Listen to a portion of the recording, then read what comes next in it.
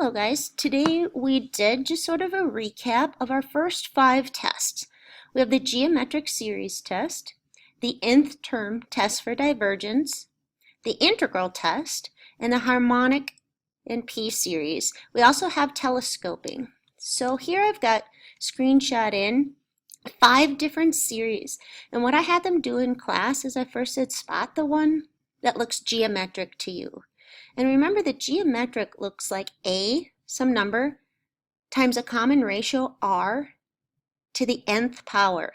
The only one that looks remotely like that would be this one over here with the -3 to the n plus 1. It would need some reworking, so we'd have to write it as -3 to the nth times -3 to the first.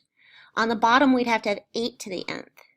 Our common ratio then would be -3/8 to the nth, and then we'd have that -3 as our term out front. Remember, when the absolute value of that common ratio, in that case -3/8, and its absolute value would be 3/8, when that's less than 1, we'll converge. Think of exponential decay. When it's greater than 1, the geometric series will diverge.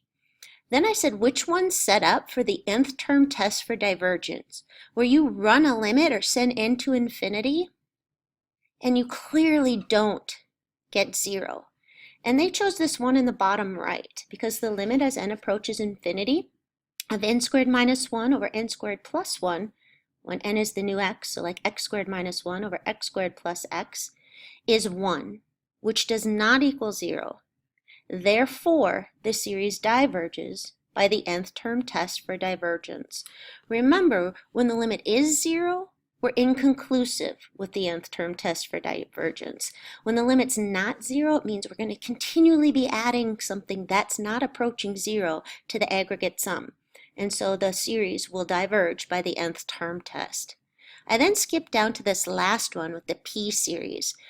From your notes on Friday, those are of the form 1 over n to a power, or 1 over n to the p. I talked about how the harmonic series is 1 over n to the first, and I called it the divergent harmonic. It's sort of like the fence for divergence for your P-series.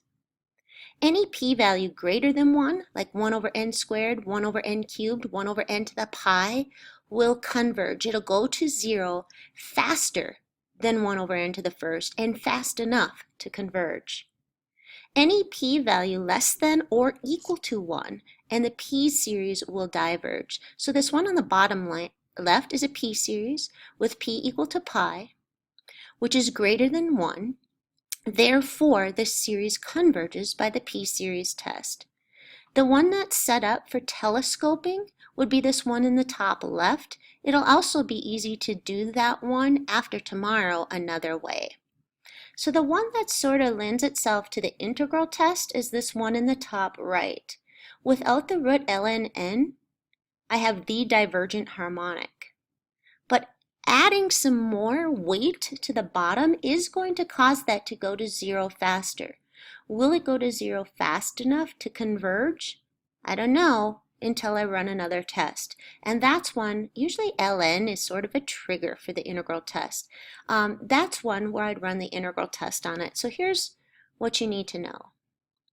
The geometric series, what makes it converge or diverge? The absolute value of the common ratio, or absolute value of r. When it's less than 1, we have convergence. Greater than 1, we have divergence. To what does it converge? It converges to a over 1 minus r. Can you rewrite some complicated ones like that one on the past screen to get them in the right form? A times r to the n. The nth term test for divergence. It's a one-way test. Make sure you know that you can never say something converges by the nth term test. Know that you take that limit as you send n to infinity, and if you do not get 0, then you conclude divergence by this test. If you do get 0, this test is inconclusive and you need another test. Telescoping is not on the AP test, but you should know how to expand it. You should know it usually lends itself to some partial fraction decomposition, or it's already expanded. And when you start plugging those n values in, things start to telescope or collapse, and it converges to what it collapses to. Our p-series, what makes it converge? It's 1 over n to the p. Convergence would be when p is greater than 1. 1 over n cubed, 1 over n to the fourth, 1 over n to the fifth, those go to 0 very quickly. 1 over n to the first is the fence for divergence. When n is less than or equal to 1, the p-series will diverge. The integral test is our trickiest one. When can we use it? We can use it when we have f of x replacing the rule of sequence, and f of x is continuous, decreasing, and positive. Those can just be verified at a glance. You don't have to verify them with calculus. It's usually quite clear. What integral do I use? I replace the n in the rule of sequence with an x, so I have an f of x dx. Remember, we use that formal limit notation when we go to infinity. If the integral converges, so does the series, but not to the same value. And then the last part of that we haven't done yet. So then what we did is we hopped on and we did an example of using the integral test because that's the trickiest one. So I'm just going to hop on here and do that one that lent itself to the integral test.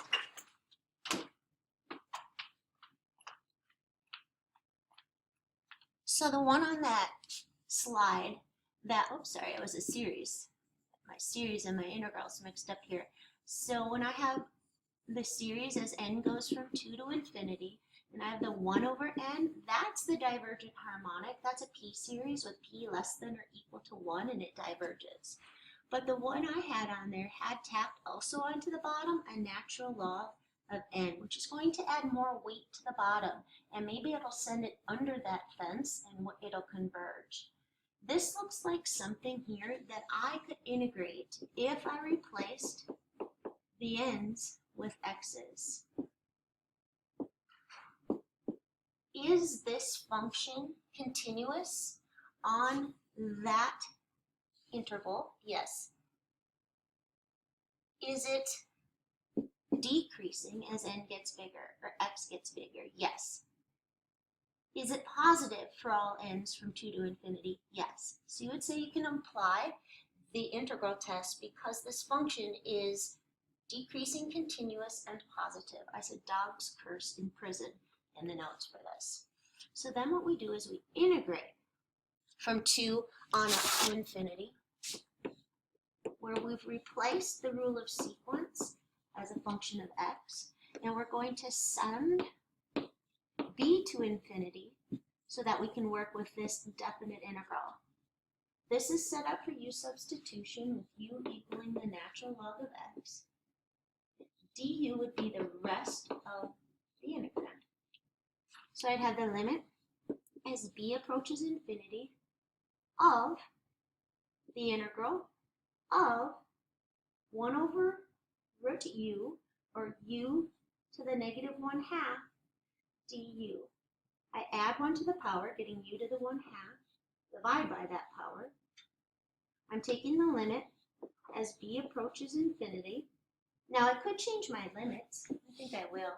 So that would be ln2 to lnb when I go from 2 to b. That way I don't have to go back to x, but it doesn't really matter. ln2 to lnb. This would be the limit as b approaches infinity of 2 root lnb minus 2 root ln2. And I asked them if this was going to converge or diverge, and they said diverge, because this is a constant. Doesn't really matter what it is. Subtracting a small constant really doesn't do anything, as this thing's going to infinity. So this is really infinity minus a constant. So this will go to infinity as b gets gigantic. So we would say then this series also diverges as well by the integral test. All right, and so the assignment was 2b, just the side that had the integral test on it. So I believe that was the side that says Convergence of Infinite Series Homework 1 through 21. And there's a partial key for that as well. So 1 through 21 is due tomorrow. They're working in groups on that right now in the library.